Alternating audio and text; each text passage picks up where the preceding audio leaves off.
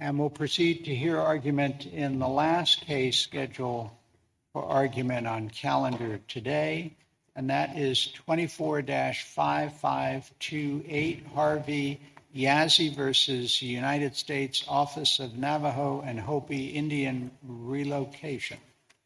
And we will hear first from Mr. Malone. Good morning, Your Honors.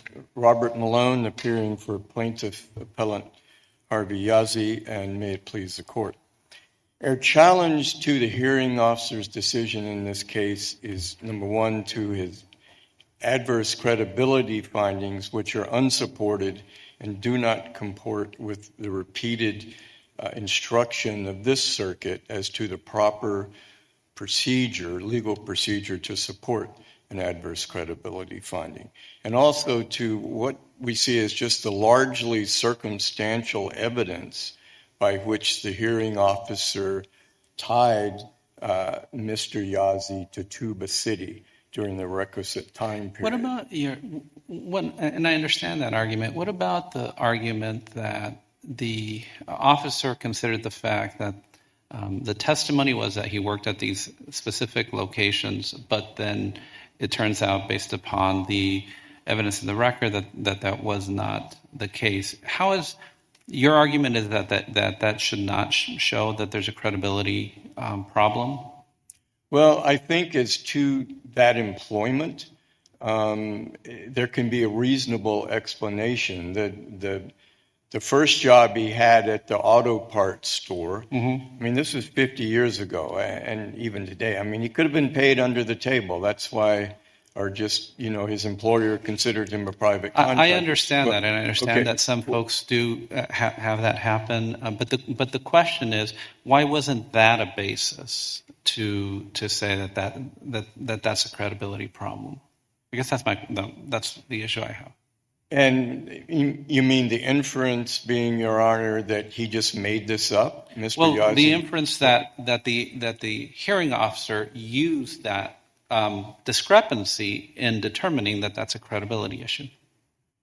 Well, I can acknowledge that because it does not show up on his Social Security earnings record, or he has other documentation to prove that he held that job, that is a reason to challenge his testimony on that particular job. Do you think but that I is don't sufficient enough to determine that there's a credibility problem?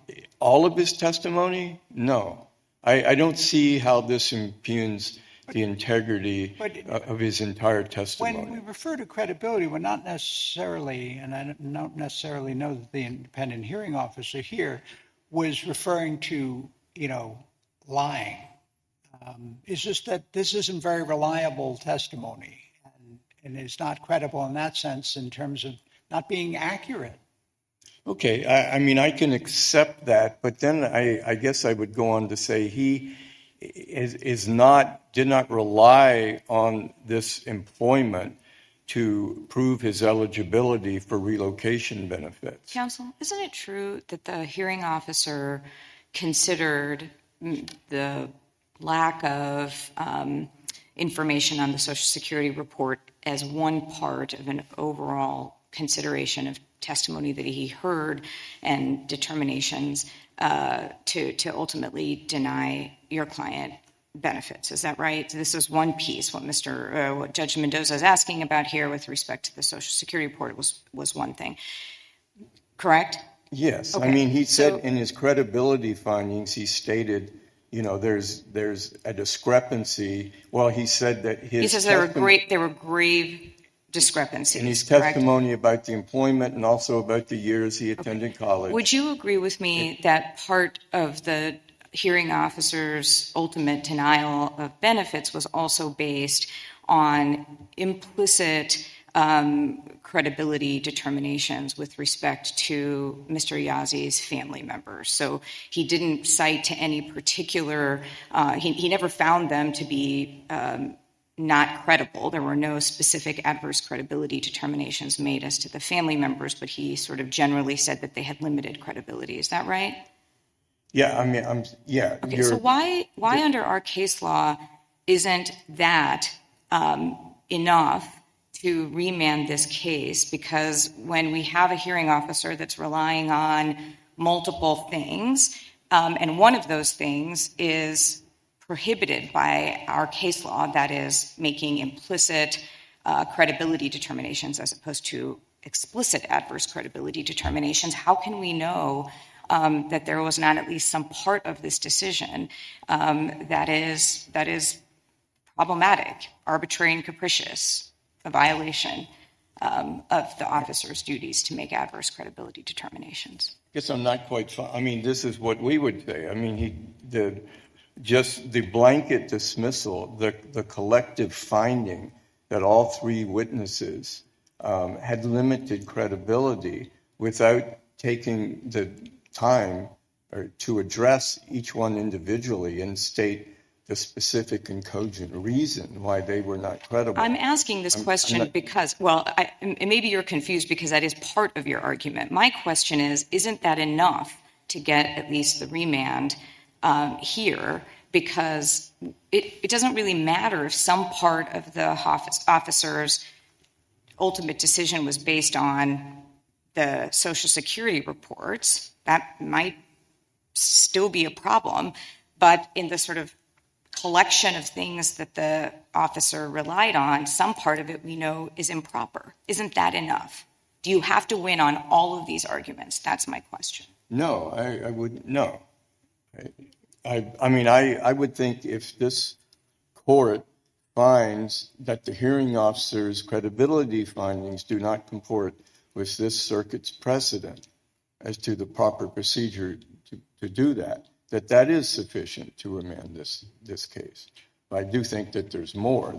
It's problematic also what he finds to tie Mr. Yazzie to Tuba City, that he went to high school there. His girlfriend went to the same high school. They met in high school. He stayed with his aunt while he was attending high school. And the birth certificate of his son, which was September 15th, 1949 years ago today, showed the wife's residence as Tuba City. None of that is probative evidence that Mr. Yazzie... He said he finished school. He said that he found a place to live in Tuba City in preparation for the birth of his son, correct? He did not say that, Your Honor. Judge Collins, I do not think that that's correct. You're saying that his testimony was he found another residence besides his aunt? I mean, where was he living at the time that his son was born on September 15th? Where was he physically present?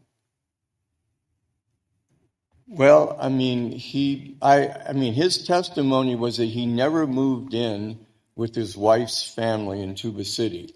So while he was in Tuba City, he resided with his aunt, but his legal residence remained in Coal Mine. And, as far as I do want to say quickly, just, the case that we cite in our opening brief, the Mike case, quotes from O'Neill's own 1990 plan update, where it rejected actual residence in favor of legal residence and described actual residence where the applicant may be living temporarily. So here's what I'm looking at. Your post-hearing brief on ER 214, and it said at the end of the spring term, it said he attended college for 2 semesters from the fall of 75 to spring 76. He returned home to Coal Mine for Thanksgiving and Christmas. At the end of the spring term, he began looking for work since his wife was expecting a baby. After a month, he found a job as a driver for the Tuba City Hospital. During the summer of 76, after he got the job, he returned to his coal mine home every chance I got. It seems clear from that he was working and living in Tuba City in preparation for the birth of his son while still going home to coal mine every chance he got. But he was working already during the summer, correct? Isn't that what that That says? is his And testimony. But therefore, he was living somewhere in Tuba City while he's working in Tuba City, correct? correct. But again, and this why is it not a reasonable reading of the evidence that if you take a job in Tuba City in preparation for the birth of your son in Tuba City, where the mother of the child lives, and you're working there and living there, and that's what makes you a head of a household, why isn't it reasonable to conclude that on the day the son was born and you becomes the head of household, that his residence was Tuba City? Because, Your Honor, this takes us back to the whole temporarily away definition. How is he that- temporarily away if he gets this job in Tuba City specifically in preparation for the birth of his son in Tuba City? I mean, he needed, well, the reason he got the job was he needed the income. That's what he's stating. But this doesn't mean that he's legally relocated to Tuba City, because the testimony of his mother and his uncle was that So it's still he his would bring plan the hearing officer on this evidence was compelled to conclude that it was still his plan, even after the child was born. I'm going back to coal mine. That's where I really live.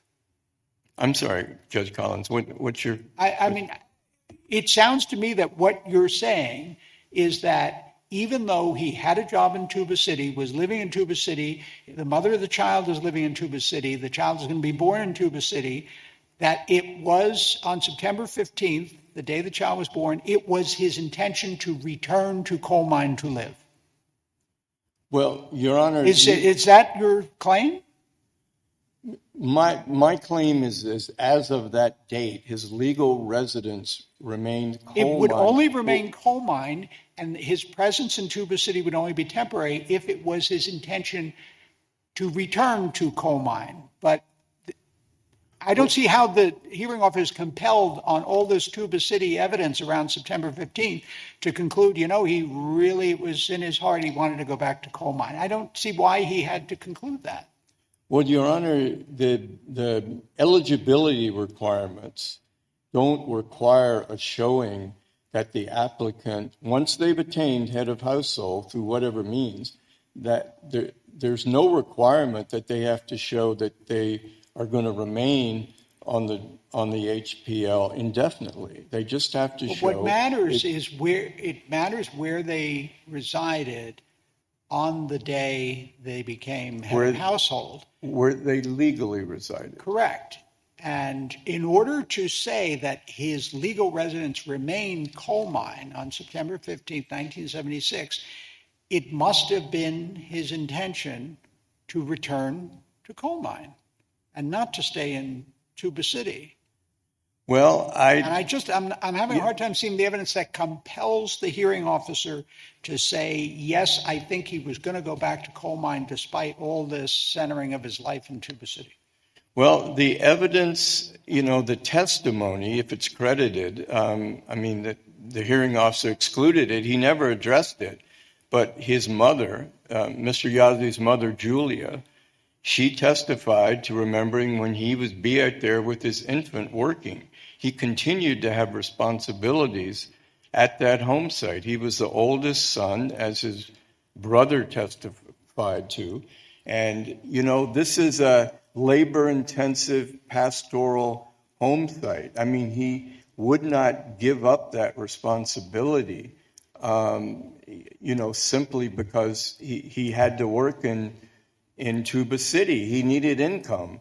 But to the best of his ability, every chance I got, the hearing officer didn't like that phrase, but it makes perfect sense. He would be home to take care of his responsibilities. And it is important, again, to recognize, this is, a Native American man. His Do you want brothers... to save some time for rebuttal? Yes, yes, I do. All right. Thank you. Okay, thank you. We'll hear next from Ms. Collier.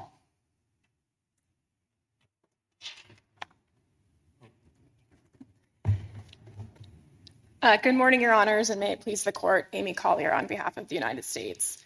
I'd like to start right away by addressing Judge Desai's question about the credibility finding and whether that is sufficient to require a remand in this case.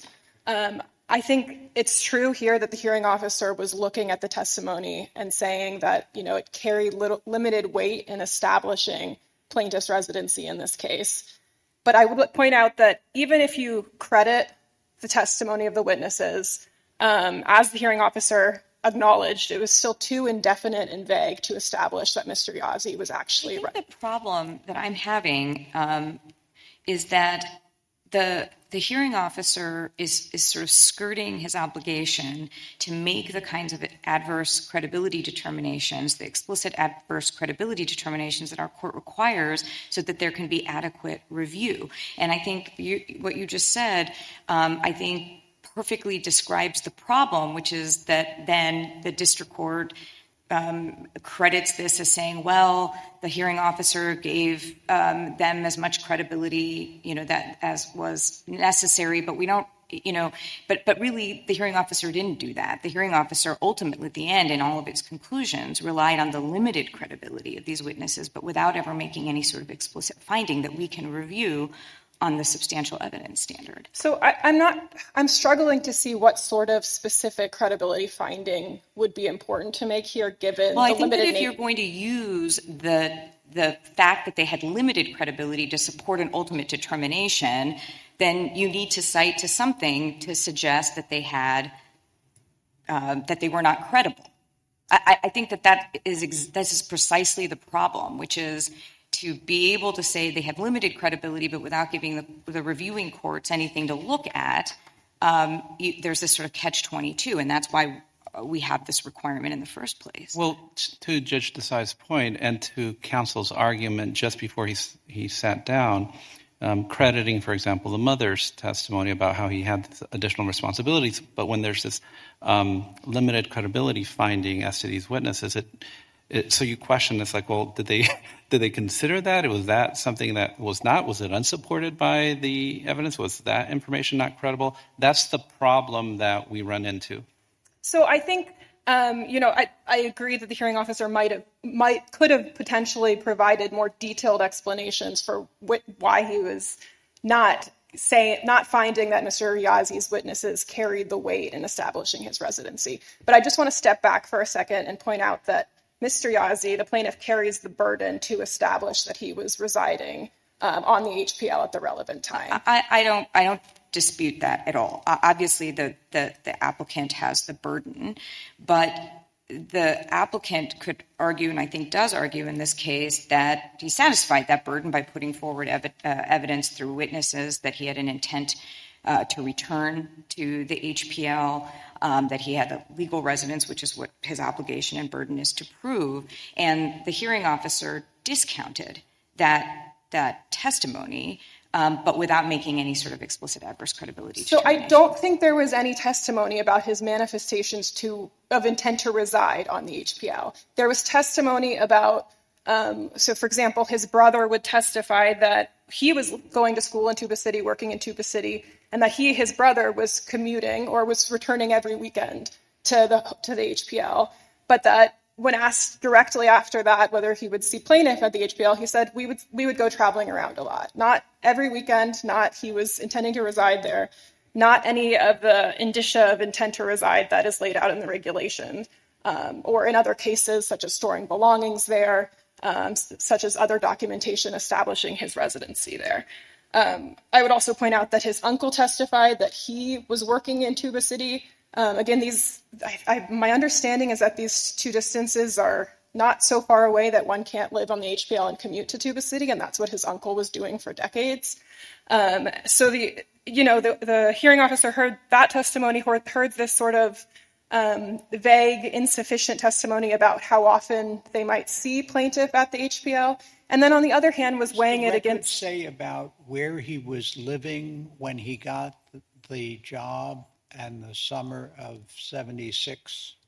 Sorry, I missed the beginning of the question. What does the record show about where he was living when he got the job in the summer of 76 in preparation for the birth of his son. He got a job in Tuba City. What does the record show about where he was living during that time? Yeah, so my understanding is that he was living in Tuba City and working in Tuba City. I don't think there's necessarily anything in the hearing transcript that goes to that. I know when he was interviewed by the agency in the initial application period, the notes from that indicate that he told the agency that he was living with his girlfriend in Tuba City. But in terms of the testimony, I don't think there's anything establishing that. But there's nothing saying that he was commuting from the HPL to Tuba City. There's nothing saying that he was going home every weekend, that he was keeping his belongings there. Here's one of the problems I have, which is that, as you can tell from my colloquy with Mr. Malone,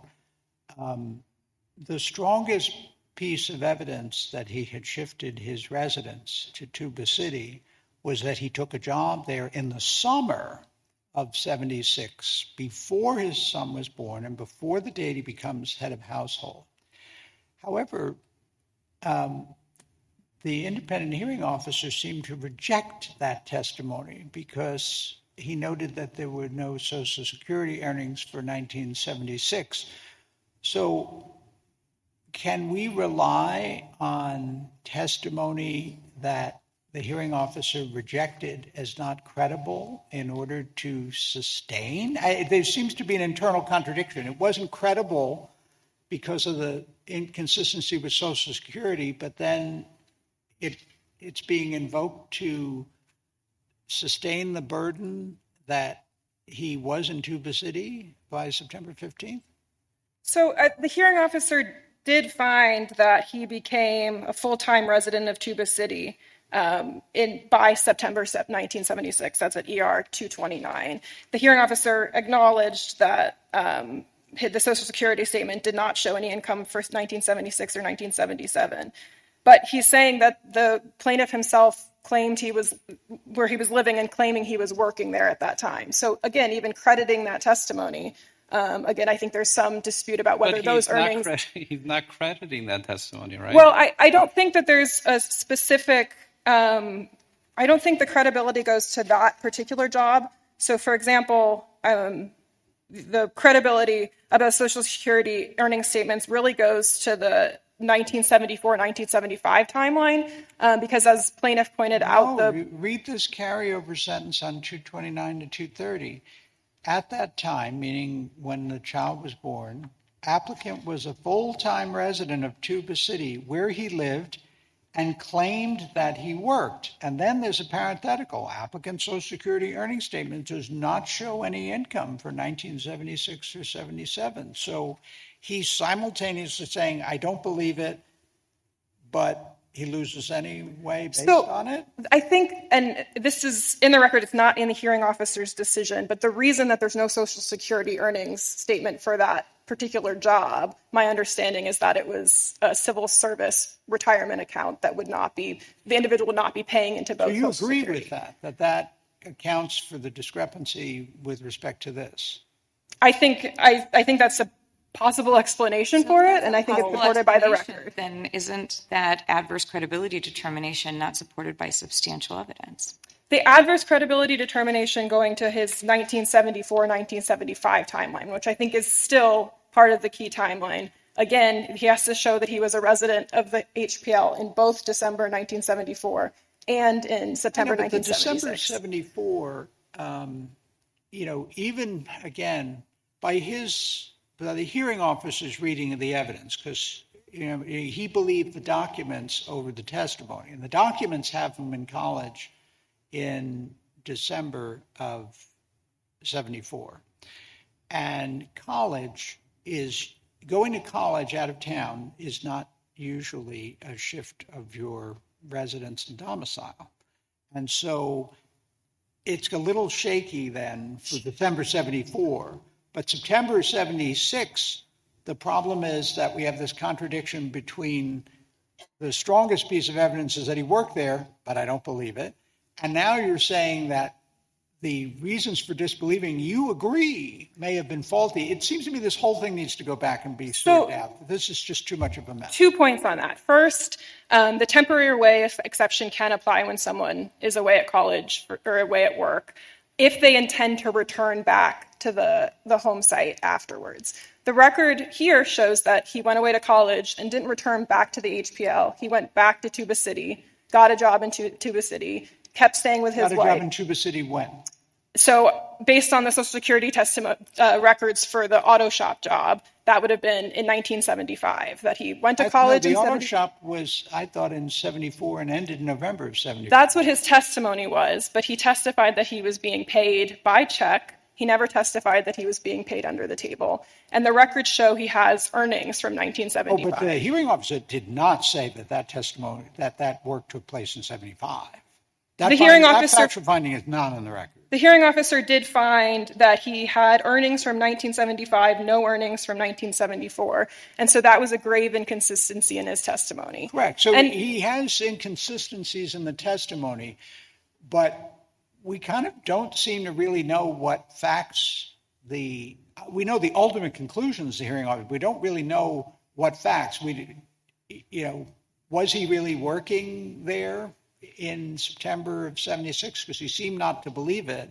Well, so this goes back to my second point, which is that the plaintiff carries the burden to establish that the evidence shows that he was a legal resident of the HPL. And what the hearing officer saw was sort of this mixed, unclear testimony that was conflicted by evidence, some additional vague testimony that really didn't show any intent to actually reside on the HPL, just said we saw him around, and found that plaintiff did not carry his burden of establishing that he was a legal resident of the HPL at the relevant times.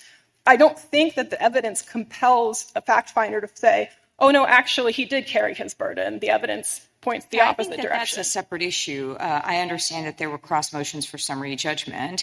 My questions really aren't going to whether or not we can determine on appeal that Mr. Yazzie was entitled to summary judgment. The question is whether or not the grant of summary judgment to the agency was appropriate given these findings by the officer that seemed very much to me like heads I win, tails you lose. I'm going to look at the record and cherry pick out the things that are helpful to support my conclusion, and the things that are not helpful I'm going to find are not credible, even if they are, exactly the opposite of what I'm relying on to deny relief. It really seems like you could never meet your burden if that's the way that the hearing officer is weighing the evidence. So I think the substantial evidence standard says